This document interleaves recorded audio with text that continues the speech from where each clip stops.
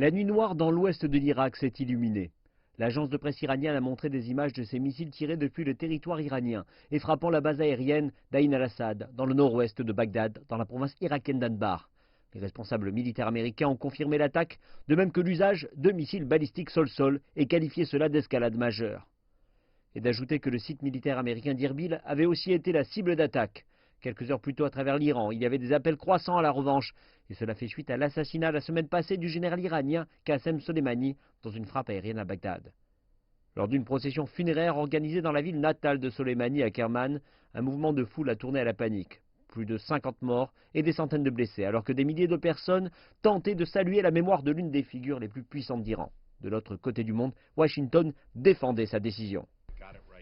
Nous avons bien fait, le département de la Défense a fait un excellent travail et le président a pris une décision parfaitement appropriée et légale qui est en accord avec notre stratégie et afin de contrer la menace d'activités malveillantes venant d'Iran. Les États-Unis ne se sont pas étendus sur les renseignements obtenus, mais mardi, le secrétaire à la Défense a déclaré que Soleimani préparait une attaque imminente dans les prochains jours.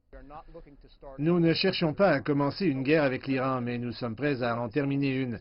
Ce que nous voulons voir est une désescalade de la situation et que Téhéran s'assoie avec nous et commence à discuter d'une meilleure manière. Et l'Iran a dit qu'il voyait la frappe dans l'Irak voisin comme une attaque directe contre l'Iran et a averti qu'il y aurait des représailles. Et au milieu d'une insécurité croissante, l'OTAN a annoncé qu'il déplaçait certaines de ses troupes d'Irak vers la Jordanie et le Koweït. En dépit d'un projet de lettre non signée et transmise à des officiels à Bagdad, suggérant que Washington préparait la même chose, le président Trump a déclaré que pour l'instant les troupes américaines restent. Nous avons fait un travail fantastique, mais à la fin, nous souhaitons que l'Irak conduise ses propres affaires et c'est très important. À un moment, il faudra que nous partions, mais ce n'est pas encore l'heure.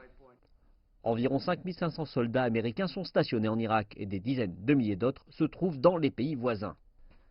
Les États-Unis doivent se réveiller et voir la réalité que les gens de la région sont enragés.